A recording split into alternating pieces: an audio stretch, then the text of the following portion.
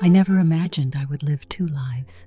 By day, I'm the father who cooks dinner, pays bills, and tries to guide my 19-year-old daughter, Lily, through her unpredictable moods and endless questions. By night, or rather on certain carefully planned afternoons, I become someone else entirely. It started a few weeks after my divorce, the moment I realized that Lily was drifting away and hardly seemed to look me in the eye anymore. My name is David, and I guess you could say I'm a pretty ordinary father in most respects. I'm in my early 40s, a bit graying around the temples, and admittedly softer in the midsection than I was back in college. I've spent most of my adult life working an office job, finance specifically, where I shuffle from meeting to spreadsheet and then return home to shuffle from stove to laundry pile. Until recently, that routine defined me. But after my marriage collapsed and Lily's frustration grew, my world turned upside down. And in the midst of that confusion, Aunt Jess emerged. I remember the exact day when I first became her. Lily was in her room, door firmly shut, music blaring loud enough to shake the walls. That had become normal. She seldom asked me how I was doing, and she certainly didn't volunteer any information about her own life. To her, I was the strict parent who refused to let her barrel through life without direction. I'd spend a lot of time trying to get us talking again, but every time I asked, "How are your classes going?" Lily would either sigh dramatically or roll her eyes. She was a second-year college student now, commuted from home because finances were tight, and she carried her bitterness about the divorce in every clipped sentence she spoke to me. That afternoon, I was in the master bedroom I once shared with my ex-wife. I had been putting off clearing out old clothes.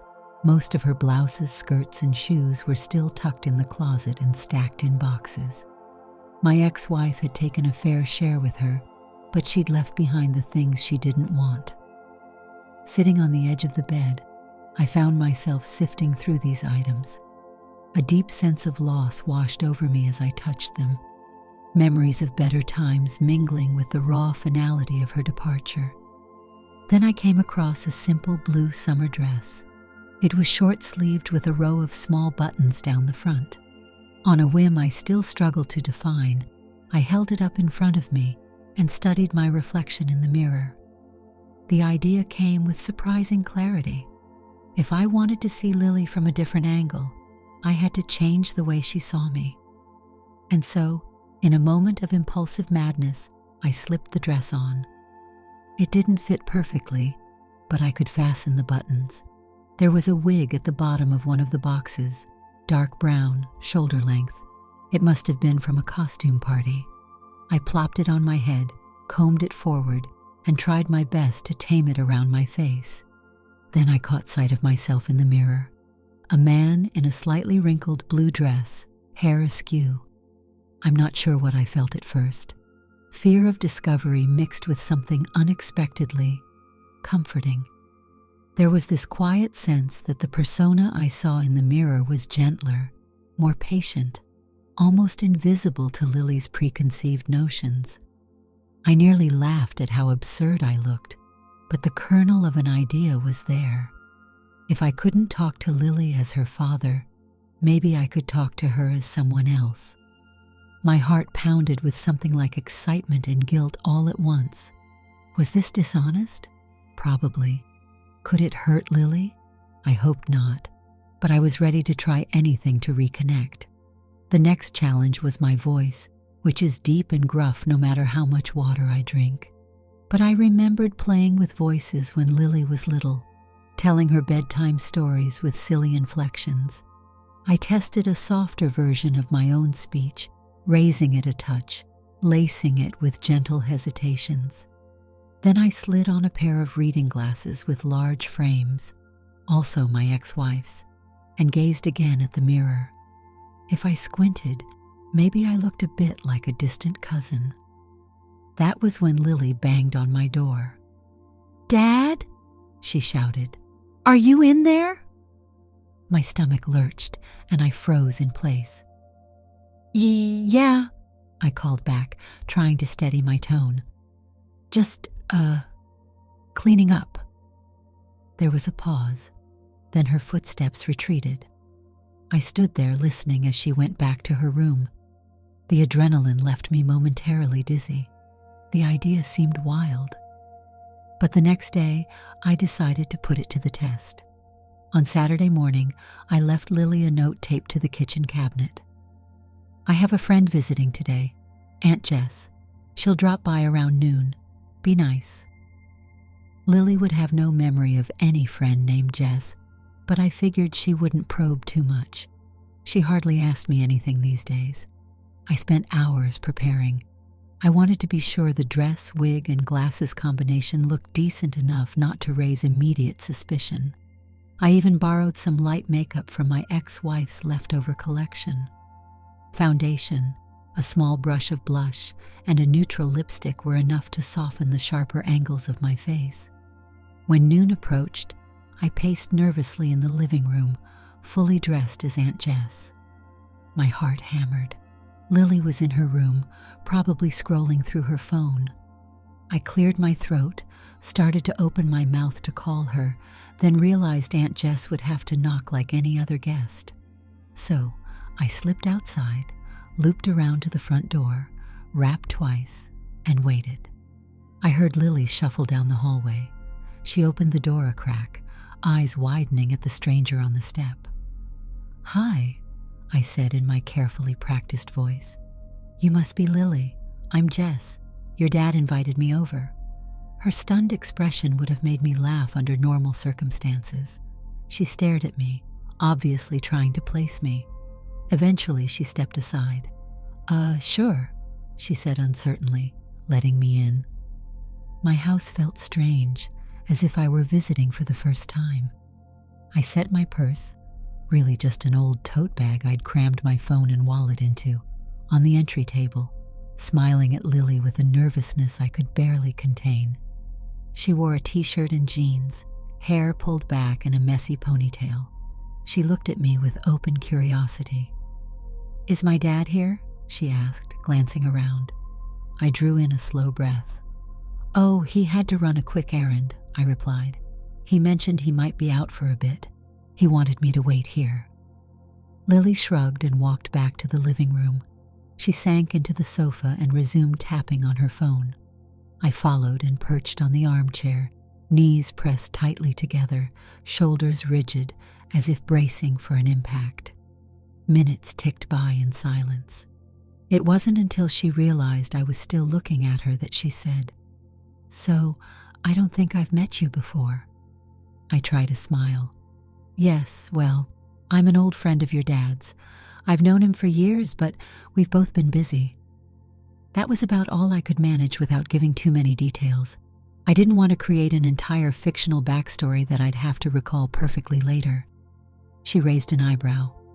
"And you just decided to visit today?" I nodded. "I heard he's been going through a hard time, so I thought I'd drop by and offer some moral support, and see how you were doing too. He talks about you a lot." Her gaze flickered with something close to embarrassment. "What does he say?" "That you're smart," I replied gently. "Though a bit reserved lately. He worries he's not doing enough for you." It was a risk, mentioning anything about my real thoughts. But Lily softened a bit at that comment. She set her phone aside. "I guess things have been weird. The divorce and all. It's not like I hate him. I just..." She trailed off, lips tightening. In that moment, I heard a vulnerability in her voice that I hadn't heard for months. I felt a pang of guilt for lying to her. And yet, some part of me felt relief that Aunt Jess could draw that out, even if it was built on deception. She looked at me more closely then. "You sound kind of like my dad, just quieter," she observed. My heart jumped into my throat. She squinted at me, but then seemed to shrug it off, as if it were a coincidence. "Anyway, can I get you something to drink?" I seized the chance to put some distance between us. "That would be lovely," I said, hoping the polite tone would keep me from slipping back into my normal speech patterns. She disappeared into the kitchen, I let out a trembling breath and pressed my hands together, feeling a rush of emotions. Joy, relief, guilt all danced through my chest. I hadn't expected Lily to open up even that much. I tried to steady myself, repeating in my head, "Don't slip, keep calm." When Lily returned with a glass of iced tea, she gave me a small smile. For the next few minutes, we talked about little things, her classes, the difficulty of deciding on a major, the typical college stress. She seemed grateful to vent. At times, I almost slipped back into my paternal voice, wanting to say, "You're doing great," or "You should talk to me about these things anytime." But I realized that would expose me, so I stuck to quiet listening and gentle nods. Eventually, I stood and faked a phone call. "Oh, your dad says he'll be back soon," I said. "I might head out. Could I come back another time, Lily? It was really nice meeting you." She hesitated, then nodded. "Sure, Aunt Jess." She said the title with a vague self-consciousness, as if she weren't sure she should call me that, but found no alternative. "It was nice to meet you too." I smiled with every ounce of warmth I could muster and left, crossing the yard around to the side, slipping back into the garage where I'd stashed a spare set of clothes. My heart hammered the entire time. Once I was out of the wig and dress, I felt almost exposed in my own skin again, an odd sense that the comforting shield was gone. I splashed water on my face and fluffed my own short hair in the mirror, waiting a full half-hour before strolling in through the front door as Dad. "Hey, Lily," I called, fighting the tremble in my voice. "Sorry I was out. Did Jess stop by?" "She did," Lily said, eyeing me with mild suspicion.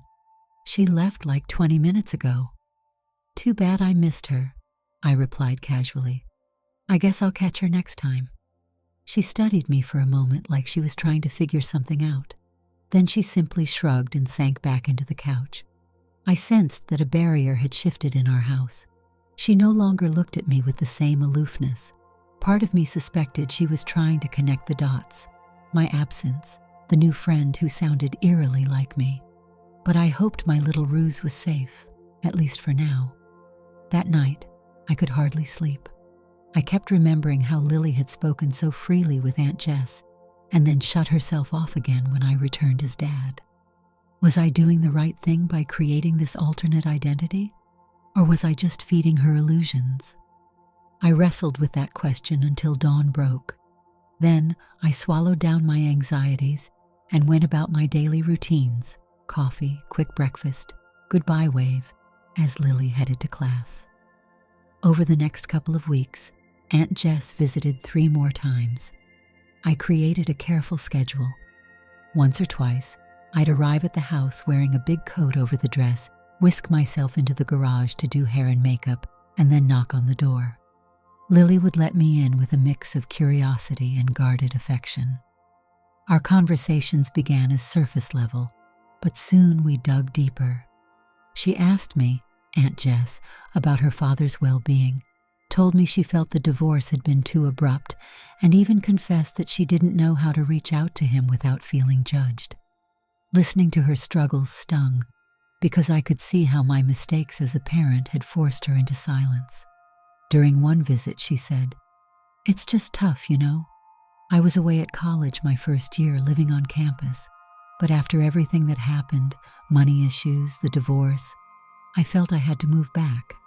Sometimes it feels like I have no space to be myself." I nodded slowly, hands clasped in my lap, carefully smoothing the skirt of the dress. "Have you talked to your dad about this? I'm sure he wants you to have the independence you need." Her mouth twisted. "He's so serious all the time. I know he loves me, but it's like he's always disappointed, always expecting me to do better. It's suffocating. I never thought he'd be the type to judge me, but everything I do seems to worry him." I had to muster every ounce of willpower not to correct her. I tried to see myself through her eyes, a father whose anxiety about finances, about her future, about my own heartbreak, had morphed into a constant tension that weighed on her. I realized how little compassion I had shown her in recent months, how my stress had overshadowed any empathy. I wanted to apologize right then, but that wouldn't fit Aunt Jess's role. Instead, I said, "It's possible that your dad is just worried you'll make the same mistakes he did. Sometimes parents don't express it well." She laughed a short, humorless laugh. "He never tells me about any mistakes he's made. He's all closed up, so how am I supposed to know what he's thinking?" That question stopped me cold. She was right. I'd been so busy trying to hold myself together that I never let her see my own vulnerabilities. Maybe she needed to see me as human, flawed and trying my best, rather than as a stern, unyielding parent. I made a mental note for the future. The more time I spent as Aunt Jess, the more I worried about slip-ups. Lily was sharp. Though I tried to disguise my voice, my habit still bled through. I'd reach for a glass of water the same way, or I'd say a phrase she recognized. A few times, she gave me that narrowed look, suspicion creeping over her features, but she never confronted me directly. Meanwhile, I was noticing an unexpected development. I felt calmer when I was Jess. I wore these floral blouses and flowy skirts, my wig styled neatly, and in that disguise, I found a gentler side that I'd never really embraced as a father. My mannerisms slowed down, my voice grew softer, and my concerns seemed to fade into the background. I started painting my nails at night, just a clear coat so they wouldn't look overtly different in my everyday life. But it reminded me of the other role I played. It felt like stepping into a bubble where the usual stressors didn't define me. Of course, the deception weighed on me. After each visit, I would remove the wig and makeup, check the mirror to make sure I wasn't leaving a smudge of mascara on my cheek, and emerge as Dad again. Every time Lily looked at me afterward, I caught a flicker of something in her eyes, something that said maybe she was on to me. But if she was, she never said it aloud. One afternoon, I decided to test the waters. Lily had come home from campus in a foul mood, slammed her books on the kitchen counter, and groaned. "I'm so done with this semester. I just want to drop everything and leave." I tried to keep my voice calm. "Tough day?" I asked. She rolled her eyes. "You don't even know, Dad. It's just, all of it's too much." "Want to tell me about it?" I ventured. Normally, she would have stormed off to her room, but I saw her hesitate. Maybe Aunt Jess's influence was starting to change how she saw me. She sank onto a stool and rubbed her temples. "I had a big exam and I messed up.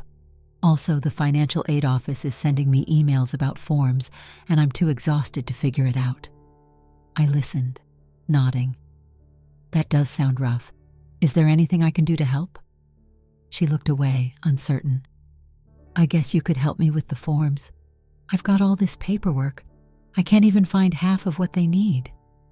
My heart fluttered with relief that she was turning to me for help. "Sure," I said, stepping closer. "We can figure it out together, and maybe talk to them on the phone, see what options we have." I paused, then added, "We'll get through this, Lily." She sighed, running a hand through her hair. "Yeah. Thanks, Dad." The moment felt fragile, but it was progress. For a second, we held eye contact, and she almost gave me a half smile. "I guess Aunt Jess was right," she murmured. I raised an eyebrow, fighting panic. "Oh?" "That you're not all doom and gloom," she continued, picking at a stray thread on her sweater. "She said you're just worried, and that I should give you a chance." I breathed carefully, hoping I didn't look stunned. "You two talk about me, huh?" Lily looked up, and I swore I saw the faintest hint of amusement in her eyes. "She's like an old friend who knows you surprisingly well." I swallowed. "We go way back," I managed to say, turning to shuffle some papers so she wouldn't see my expression. After that conversation, the walls between us began to show more cracks. She let me help with her paperwork, occasionally confided small pieces of her life, like how the class she was struggling in was taught by a professor who had high expectations, and how she worried her chosen major wasn't really for her. I tried to show her more empathy without resorting to lectures or stern warnings. The father in me wanted to fix everything, but I'd learned from Aunt Jess's vantage point that Lily sometimes just needed to talk. She needed me to listen rather than swoop in with solutions. Still, I kept Aunt Jess active in our lives. I noticed that Lily seemed calmer when she knew Aunt Jess would stop by. She told me, as Jess, that my presence, as her father, could be intense, and she liked having someone else to talk to who wouldn't take every problem straight to, "You need to do this, you need to do that." In those moments, I realized just how important this hidden role had become. Yet every time I zipped up that dress or adjusted the wig, I felt the increasing weight of what would happen if Lily discovered the truth. One Friday evening, I arranged for Aunt Jess to visit while Lily was cooking a simple pasta dish in the kitchen. I sneaked into the garage, changed clothes, applied makeup in the mirror mounted on the garage wall. The front door was slightly ajar to let in the breeze, so I decided to quietly knock. Lily swung the door open, wearing an apron splotched with tomato sauce. "Hey, Aunt Jess," she said, flipping her ponytail out of her face. She sounded almost casual, as if she'd known me for years. I walked in, trying not to let my nerves show. The smell of garlic and simmering sauce filled the house. She went back to the kitchen, beckoning me with a wave of the wooden spoon. "I'm making dinner," she said. "Dad's at the grocery store. Will you eat with us?" Her invitation made my heart skip a beat. She wanted Aunt Jess to stay and have a meal. Sharing a meal at the table was something Lily and I rarely did together anymore. Our schedules always conflicting, or she just disappeared to her room with a plate. I forced a calm smile. "I'd love to, if you don't mind." I slipped into the kitchen, watched her stir the sauce, and tried to hide how out of place I felt. But Lily seemed comfortable with me there. She started chatting about how the sauce might need more salt, or how she hoped her father would remember to pick up extra cheese. As I reached for a wooden spoon to taste the sauce, I slipped into my usual paternal gestures, stirring too briskly, leaning in too closely. She gave me a strange look, but it was fleeting. She seemed to write it off as Aunt Jess just being a little familiar. A phone buzzed from the countertop.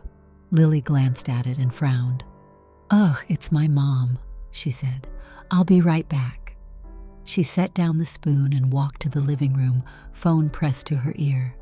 I stood there at the stove, stirring softly, the smell of basil and tomato clouding my thoughts. My ex-wife rarely called Lily, usually only once a week. It was rarely a peaceful conversation.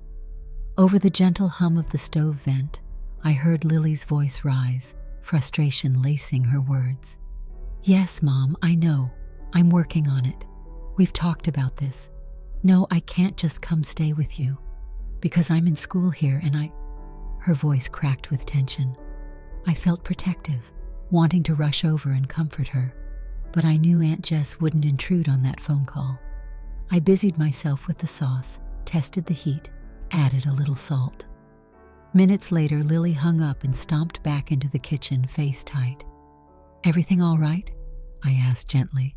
She shook her head, blinking back what looked like tears. "She wants me to move to her place for a while. I don't see how that helps. I'm not about to uproot everything mid-semester. And anyway, I'm worried about Dad. He's so stressed about money." I reached out and placed a hand lightly on her shoulder. Her eyes flickered to my hand, but she didn't pull away. "Your mom probably thinks she's helping," I said. "But you have your own life here, and that's something you get to decide." She swallowed, hugging herself. "I just wish they could talk without dragging me into it. She always wants me to choose sides. Dad never says much about her, but I know he's still hurt." A wave of empathy and regret swept through me. "Sometimes parents try to protect their kids from the details," I offered. "They think it's safer not to talk about the pain." Lily gave me a tight smile. but it doesn't actually help. Not talking just leaves me in the dark. I nodded slowly. If only she knew. Silence sometimes hurt more than any argument. Unsure what else to do, I pulled her into a brief, tentative hug. "I'm sorry," I said, speaking softly. She stiffened for a second, then let herself rest in my arms. The hug only lasted a moment, but it felt profound. She was letting herself be comforted by me, someone she believed was an old family friend. When we pulled apart, I saw unshed tears glistening in her eyes. She wiped them quickly with her sleeve and cleared her throat. "Thanks," she said. "I don't know why I'm unloading on you. I guess you're just easy to talk to." I gave her a gentle smile. "I'm glad I can be here for you." Before I could say more, we heard the sound of the front door opening. I tensed with panic, remembering that in this carefully constructed lie, Dad was supposed to be out grocery shopping. But who was actually coming through that door if I was currently Aunt Jess? A voice carried through the hallway. "Lily, you home?" It was my best friend Greg, who often stopped by unannounced. My heart lurched into my throat. Lily called back, "Yeah, in the kitchen." She gave me a glance, then looked at the stove. That must be Dad's friend or something. I felt a chill. Greg had known me for over a decade. The second he saw me, he'd recognize me, dress or no dress. I considered rushing to hide in a closet, but Lily was right there, expecting me to remain in place like any normal visitor. Greg stepped into the kitchen, carrying a 6-pack of soda. "Hey, I brought a..." He froze mid-sentence, eyes landing on me in my wig, dress, and makeup. I stared back, my mind blank, my face flushed. Lily frowned at him. "Hey, you okay?" Greg's gaze bounced from me to Lily, then back to me. He opened his mouth, shut it, and coughed awkwardly. "Sorry, I didn't realize." My pulse thundered. I had to do something quickly. Mustering my best calm, I said in that soft voice, "Hi there, I'm Jess, a friend of David's." I extended my hand, hoping he wouldn't notice it trembling. Greg stared at me. Recognition flickered across his expression, but Lily was watching, so he managed to plaster on a polite smile. "Oh, right. Jess, sorry to barge in. David told me to swing by with these." Lily shrugged, still oblivious to the tension. "Dad's out right now. Want to join us for dinner?" Greg paused, cleared his throat. "Yeah, sure. Let me just put these in the fridge." He moved toward the fridge with stiff movements, as if trying to keep from glancing in my direction. I avoided eye contact, focusing on the sauce. The three of us made stilted small talk as Lily finished the pasta. I tried not to look at Greg, but I could feel his eyes on me, confusion and concern plain in his expression. He responded to Lily's questions with single words, as if his brain were stuck buffering. When we finally sat down in the dining room, I took the seat farthest from Greg. The conversation fell to Lily as the main speaker, and she ran through her day, occasionally mentioning how Aunt Jess had been coming by to talk. Greg shot me cautious glances. I kept my focus on Lily, occasionally making a mild comment in my quieter voice, which felt so thin it might shatter. Halfway through the meal, the front door opened again. This time, it really was me as Dad who was supposed to walk in. But of course, I couldn't be two places at once. My stomach clenched. If it was a burglar, or a nosy neighbor, or... My thoughts spun. Footsteps echoed, and I heard a familiar voice call, "Hello, Lily?" It was my ex-wife. I nearly choked on a piece of pasta. Lily jumped from the table, setting her napkin aside. "Mom, I didn't know you were coming over." She gave me and Greg a baffled look, as if to say, "Why is everybody showing up unannounced?" Greg set his fork down.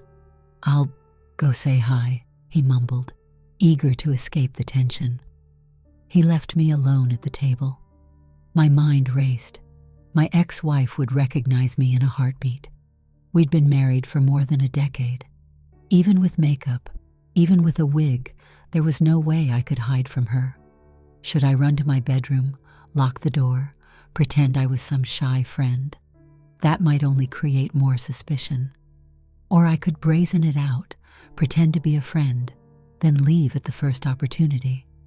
But Lily had already introduced me in conversation with Greg. If I rushed off now, it would seem bizarre. I stared at my plate, heart hammering. If my ex-wife saw me like this, she'd definitely call me out. This charade would unravel in seconds. From the other room, I heard hushed voices. My ex-wife's tone was tense as usual, and Greg's responses were clipped. Finally, they both entered the dining area. My ex-wife paused the moment she saw me, brows knitting together. I braced myself for the inevitable revelation, but Greg jumped in quickly, perhaps sensing the crisis. "So this is Jess," he said, voice unnaturally loud and cheery. "A friend of David's. She's, here visiting Lily, keeping her company until David gets back." My ex-wife cocked her head, eyes narrowing as she studied me. My wig, my posture, everything. I expected her to point at me and demand, "David, what the heck are you doing?" Instead, she forced a polite half-smile, though suspicion glinted behind her gaze. "Oh, nice to meet you." I realized she might have no reason to suspect that this woman was actually me. We'd been separated for a while, and she might not expect me to go to such lengths, so I mustered my courage and offered my hand. "It's nice to meet you too," I said softly. "I've heard a bit about you." Not untrue. She took my hand with a brief shake, her lips pursed as though something smelled off in the room. Lily gestured to the table. "We were just having dinner. Do you want some?" My ex-wife hesitated. "I'll just talk to you real quick, Lily. I need to head back." She glanced at me one more time, eyes flicking down to my shoes. I felt pinned under her scrutiny. They stepped aside, and I could hear them speaking in hushed voices. Greg lingered at the dining table with me, quietly pressing a hand to his forehead. "Dude," he hissed under his breath, "what is going on?" He spoke so softly that Lily and her mother couldn't hear. I swallowed. "Long story," I whispered, mouth dry. "I'll explain later." He gave a bewildered nod, turning his attention back to the half-eaten meal. In the other room, my ex-wife's tone got sharper. "Lily, you can't just ignore my calls," I heard her say. "We need to talk about this living arrangement." Lily hissed something in return, but I didn't catch the words. After a moment, they both returned. My ex-wife looked at me one more time, then mumbled, "I'm heading out." To Lily, she said, "Call me," before striding briskly to the front door. Moments later, the door shut, and she was gone. I released a pent-up breath, tears threatening to burn behind my eyes. The close call had my entire body trembling with adrenaline. Lily turned to Greg, then me, looking exhausted. "That was weird. She never drops by without warning," she muttered. She pressed her palms to her cheeks. "I'm sorry, Aunt Jess. You walked into a family storm." "It's okay," I managed to say. "It happens." Greg stood, patting Lily's shoulder awkwardly. I think I'll go now," he muttered. Then he gave me a pointed look and mumbled, "We'll talk soon," under his breath as he passed, so softly only I could hear. I nodded, my face flushed. Then he was gone, leaving me and Lily alone at the table. Lily rubbed her temples. "I can't handle both my parents' drama right now." She looked at me with a glimmer of apology in her eyes. "Thanks for sticking around." I tried a kind smile. "You don't have to explain. I'm happy to help." She shrugged. "Well, I appreciate it. It's just weird, all of this. The house, the tension, everything." She hesitated, picking at a thread on the tablecloth. "Aunt Jess, can I ask you something?" My heart pounded. "Of course." "Do you think my dad's okay?" she asked softly. "I mean, he doesn't really open up, and I know he's trying to hold everything together. But is he happy?" The question shot straight through me. Happy? I hadn't been sure what that even felt like for a while. I swallowed, carefully choosing my words. "I think he's trying. Sometimes we find ourselves doing things just to keep going, because we don't know any other way." She nodded slowly, absorbing that. "Yeah, that makes sense," she murmured. Then she glanced at the clock. "I should probably do some studying." She offered a tight smile. "Thank you for being here, Aunt Jess." I took that as my cue to leave. After hugging her, an odd, tender moment, I stepped into the garage to transform back into Dad.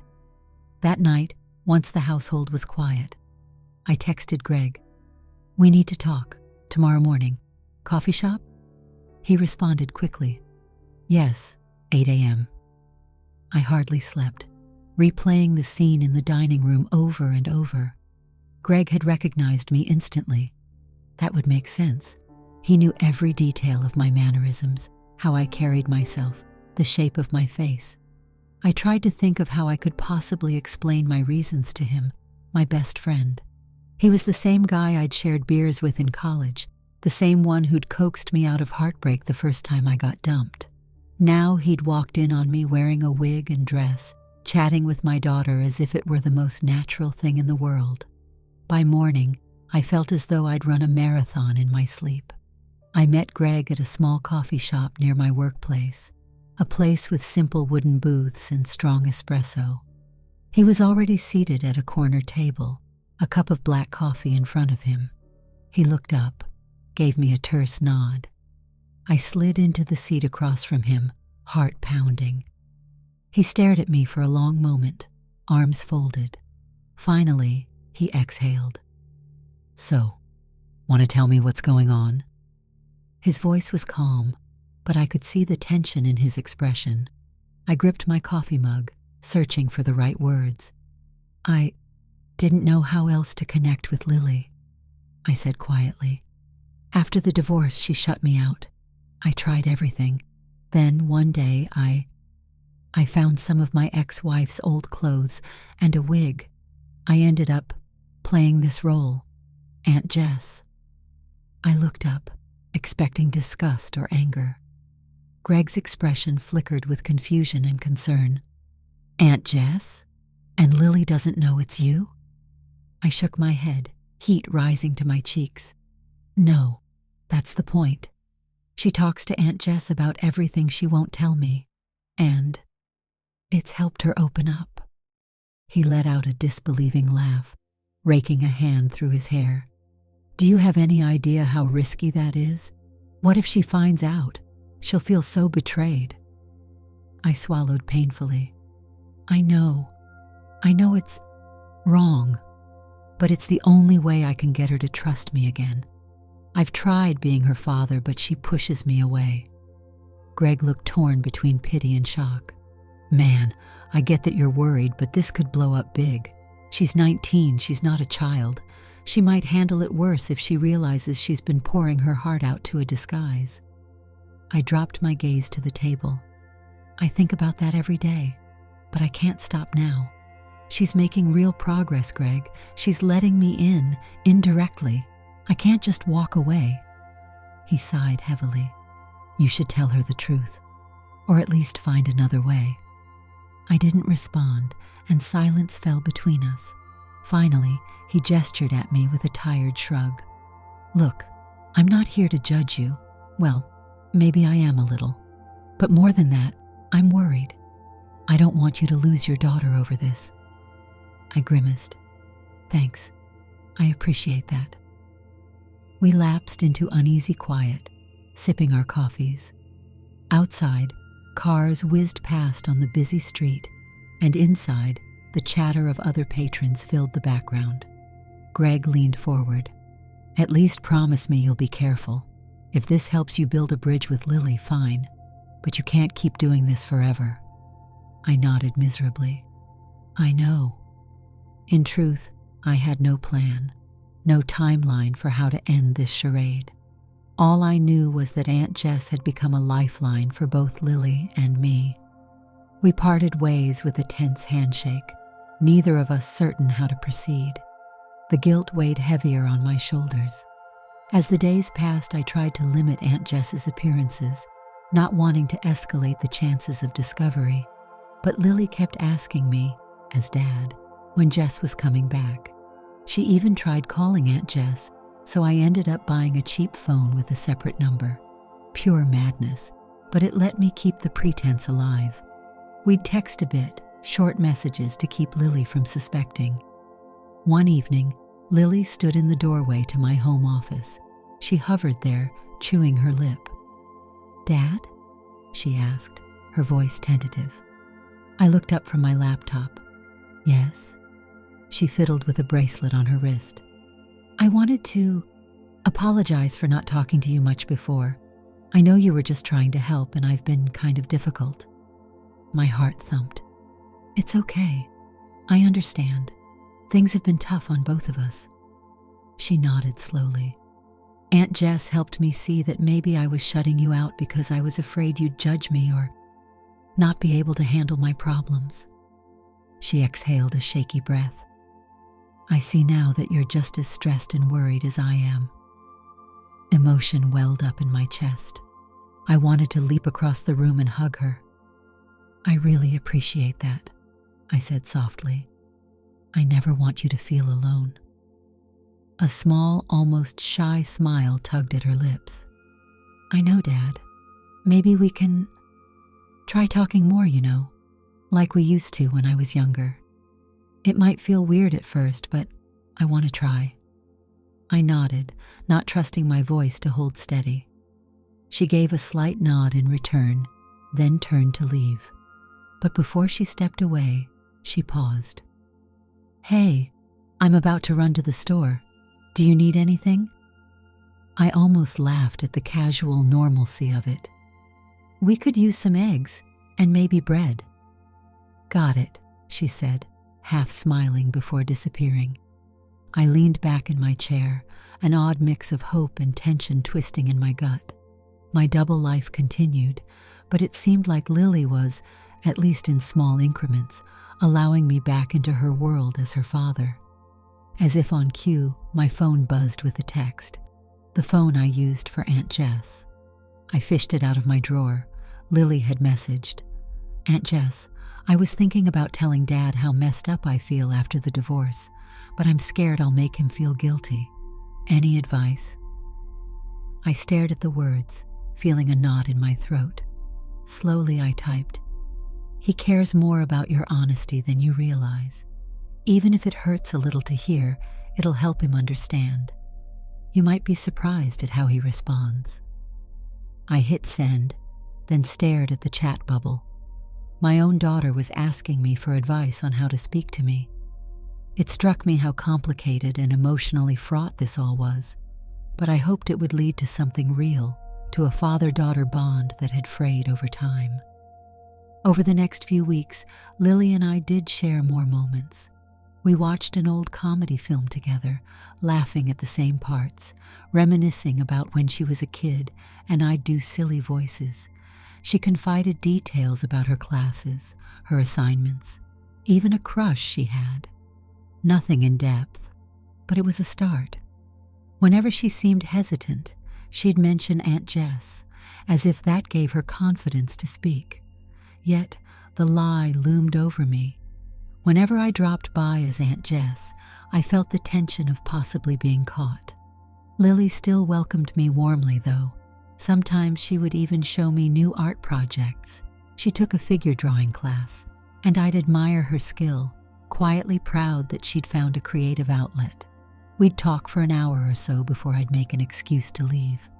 Then I'd reappear as Dad an hour later, which Lily took in stride, as if the timing was nothing suspicious. Then came the day I almost got caught in the act. Lily was supposed to be at a friend's place studying for a big midterm, so I decided to get into the Aunt Jess outfit in the bedroom. I was trying a new wig style, looser waves, and messing with bobby pins to keep stray strands in place. Suddenly, I heard the front door slam. My stomach dropped. Why was Lily home so soon? Panicking, I scrambled to unpin my hair, wipe off my makeup, and get out of the dress. My hands were shaking so badly that the zipper got stuck. I heard her footsteps coming down the hallway toward my bedroom. I yanked at the zipper, but it wouldn't budge. My heart pounded, sweat beating on my forehead. "Dad?" Lily's voice called through the closed door. "Are you in there?" I swallowed, voice taut. "Yes, just give me a second." "Sorry, I forgot my textbook. I didn't think you'd still be home." I gave the zipper another desperate tug. Nothing. I grabbed a coat from the closet and threw it on over the dress, thankful it was oversized and might hide most of the blue fabric. Then I grabbed the wig and stuffed it under the bed, trying not to crush it. Trying to calm my breathing, I cracked the door open. Lily was standing right there, eyebrows raised. "You okay, Dad? You look stressed." I forced a grin. Yeah, just reorganizing some stuff. It's a mess." I pressed the coat closed at my chest, hoping she couldn't see the neckline of the dress. "Your textbook's in the living room, I think." She gave me a strange look, but didn't question further. Maybe she chalked it up to me rummaging through old remnants of my ex-wife's things. She shrugged and turned away. "Okay, well, I'll just grab it and go. See you later." I stayed pressed to the bedroom door until I heard her leave. Then I let out a long, shaky breath. My heart drummed in my ears. That had been too close, far too close. The rest of the day, I couldn't shake the tremor in my hands. I knew this double life was a house of cards. One gust of wind, one slip-up, and it would collapse. I tried to imagine the moment Lily would discover everything. The betrayal in her eyes, the anger, maybe even disgust. Would she see it as some cruel trick I'd played to manipulate her into confiding in me? Or would she ever forgive me, understanding that it came from my desperation to connect with her? Despite that fear, I found myself unable to stop. I always told myself, just one more visit, that'll be it. But then I'd get a text from Lily, or see how she blossomed in conversation with Aunt Jess, and I'd realize I still had more to do. It was like I was living half my life in secret, yet that secret half was the only part truly bridging the gap between Lily and me. Our small breakthroughs continued. She passed her midterm with a decent grade, and we celebrated by ordering pizza. She talked about maybe switching her major, something more aligned with her creative interests, and I listened without judging. She even thanked me as her father, for giving her the space to figure things out. A wave of relief and pride filled me, reminding me why I was going to such extremes. And in a moment of raw honesty, she admitted how the divorce still stung. "It's like nothing in my life is stable anymore," she said, hugging her knees on the couch. "But I guess you're still here, so that's something." That night, I lay awake for hours, staring at the ceiling. She was healing from the wounds of the divorce. Our father-daughter bond was strengthening, but all of it stood on a bed of lies. If she knew Aunt Jess was me, would it unravel everything? Would she cut me off forever? Eventually, a thought took hold. If Lily was truly beginning to trust me again, maybe I wouldn't need Aunt Jess much longer. Perhaps I could slowly phase her out and be the parent Lily needed, no disguise necessary. Then, if the time was ever right, far in the future, I could gently explain what I'd done. If Lily saw how I'd changed as a father, maybe she wouldn't judge me too harshly. I decided to try. In the next couple of days, whenever Lily asked about Aunt Jess, I told her she was traveling for work, wouldn't be around for a while. Lily looked disappointed, but not as devastated as I'd feared. She actually shrugged and said, "That's okay. I'll just talk to Dad about what's going on." That simple statement gave me a surge of hope. Things were finally looking brighter. But one evening after dinner, Lily took a seat at the kitchen table and leveled me with a curious look.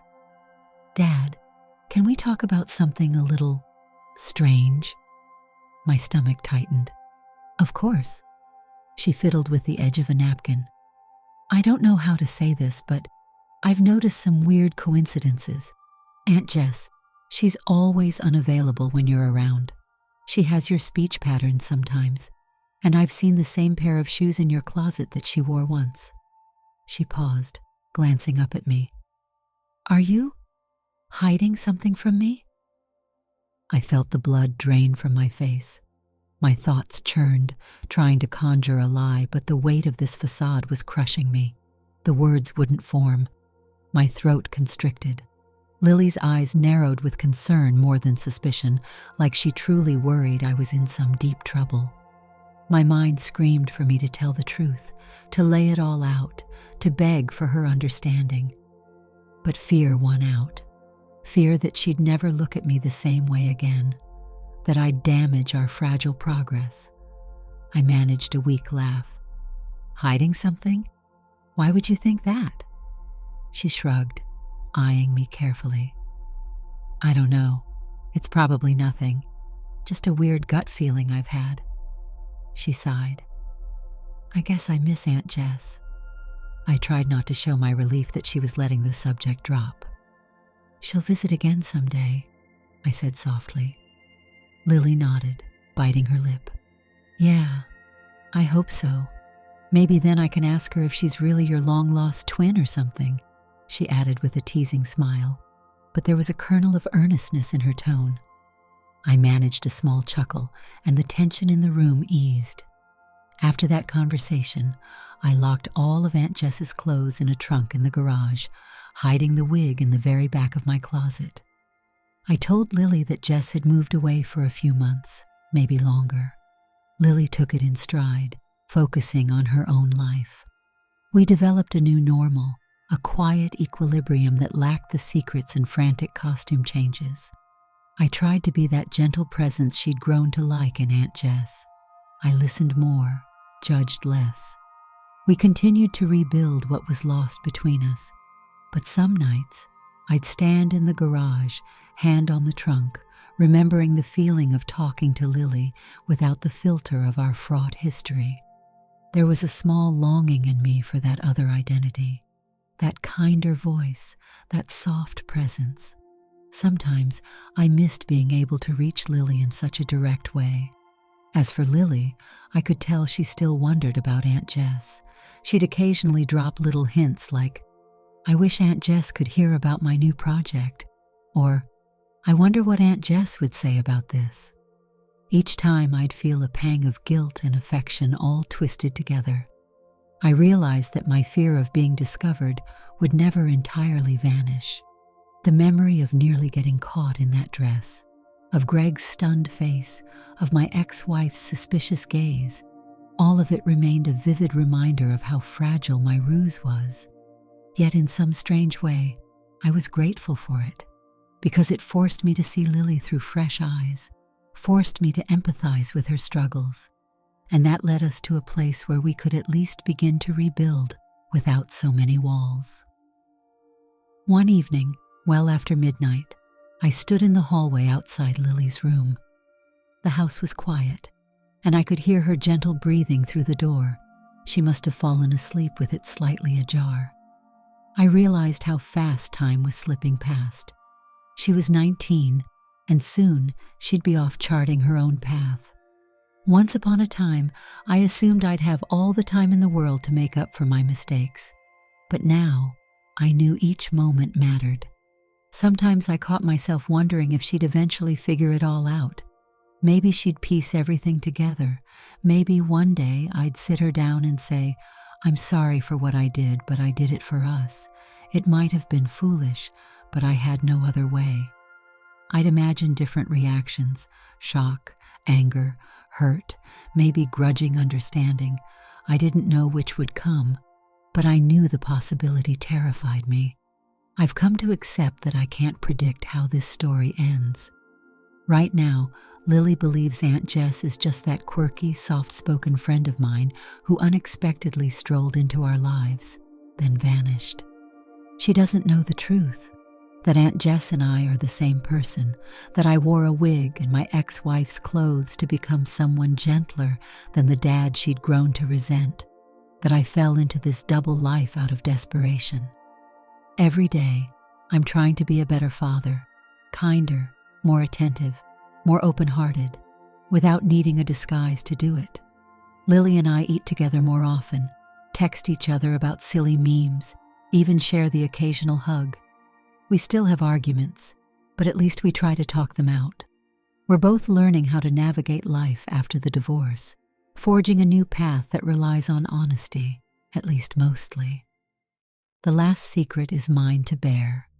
Sometimes I'll catch a glimpse of my reflection in the mirror, remembering the feel of that wig brushing my shoulders, the weight of the dress, the soothing calm that came from stepping out of my rigid fatherly role.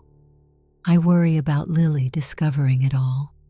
I worry about the day she might find the trunk in the garage or stumble on a stray eyelash curler I forgot to hide. And I worry about what she'll think, how it might shatter everything we've built. But when I see her smile at me now, that real smile I'd almost forgotten, I know it was worth it. Lily laughs, cracks jokes, rolls her eyes at my dad humor, but does it with affection. And in those moments, I'm reminded of why I became Aunt Jess in the first place. Because I love Lily more than anything, and I couldn't let her slip away. Some might call it deception, and maybe they're right. But at least for now, I keep that final revelation hidden. Perhaps one day I'll gather the courage to tell her, or maybe I never will, and Aunt Jess will remain a shadowy figure of Lily's memories. I haven't decided yet, and the mere thought sets my heart racing. As for today, I'll be Dad the best way I can. I'll ask about her coursework, give her space when she needs it, and be there when she wants to talk. I'll keep a watchful eye on the trunk in the garage, making sure it stays locked. I'll craft small truths to guard the one big lie. Because deep down, I'm terrified of Lily discovering that her beloved Aunt Jess, this person she could confide in and trust, is just me in a dress. I pray that one day, the love I show her as Dad will be enough, and that the memory of Aunt Jess will fade into the background as a fleeting presence who helped us find our footing. Maybe Lily will suspect something. Maybe she already does. But until then, I wake up each morning determined to be what she needs. A father who listens, a father who cares, a father who is still mending his own heart, but won't let that stop him from being there for her. And if the day comes when she finds out, I can only hope she'll see it for what it was, an act of desperation born from fear of losing her. Because in the end, no matter how many dresses or wigs I lock away, one truth remains. I love my daughter more than life itself. And for that, I will risk everything, even my own pride, even the chance that she'll never look at me the same, to keep her close. Did you like the story? Hit that like button and tell me what you thought in the comments. Do you want to hear more stories? Subscribe and hit the bell. For exclusive content and early access, check out our Patreon. You can find the link in the description, or you can watch any of the videos shown on my right. Thank you for watching and see you in the next video.